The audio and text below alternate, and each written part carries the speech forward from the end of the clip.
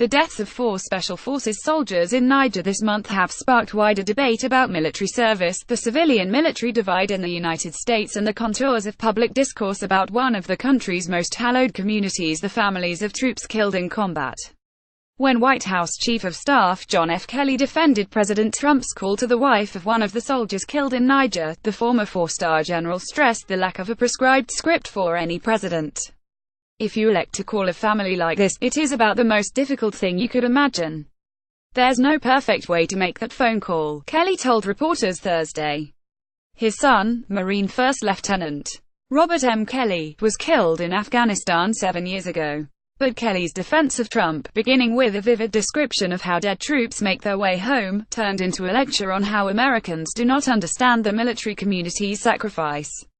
And it alarmed some of those who study relations between the military and society. Former senior officials such as retired Gen.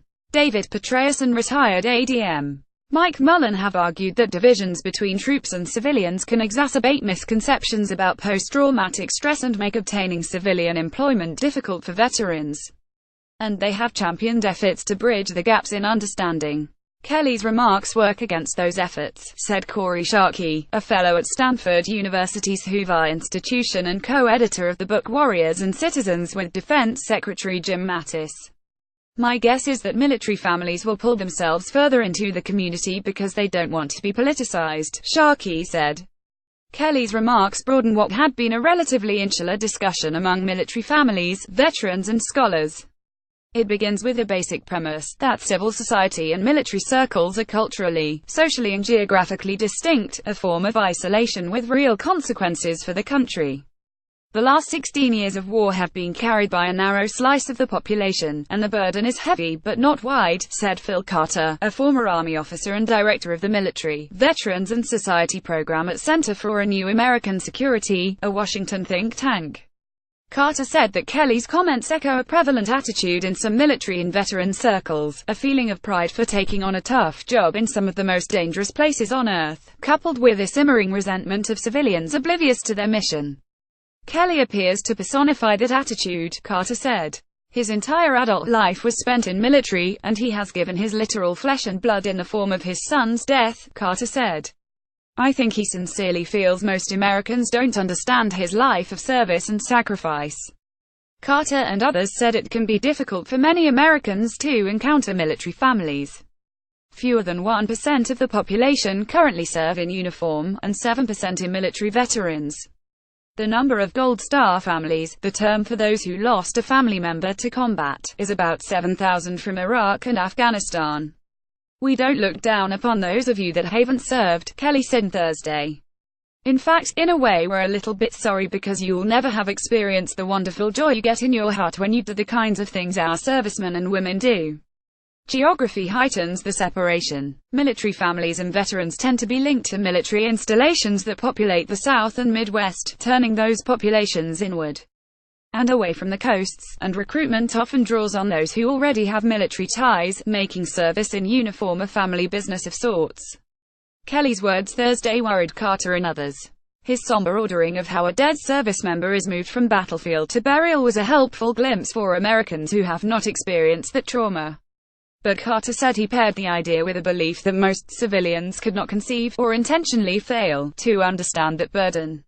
It was odd. The military does not have a monopoly on loss and hardship, Carter said. Another moment also struck a dissonant note. When Kelly ended his remarks by accusing Rep.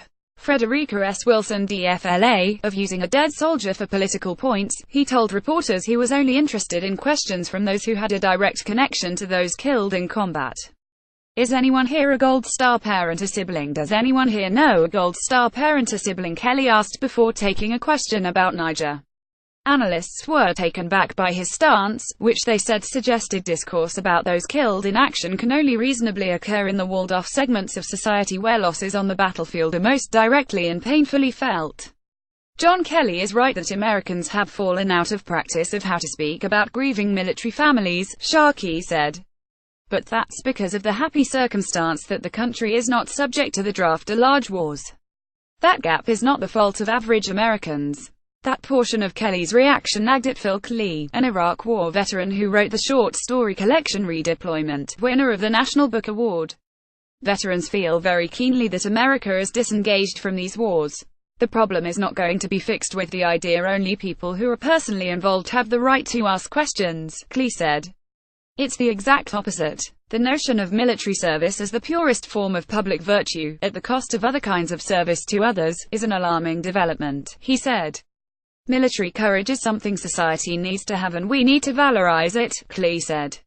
But we also need a civic body that makes this a country worth fighting for. In particular, Klee said, the politicized discourse around service, and who understands its burdens, obscures legitimate questions that all citizens need to engage with beginning, in this moment, with why U.S. forces were in Niger in the first place.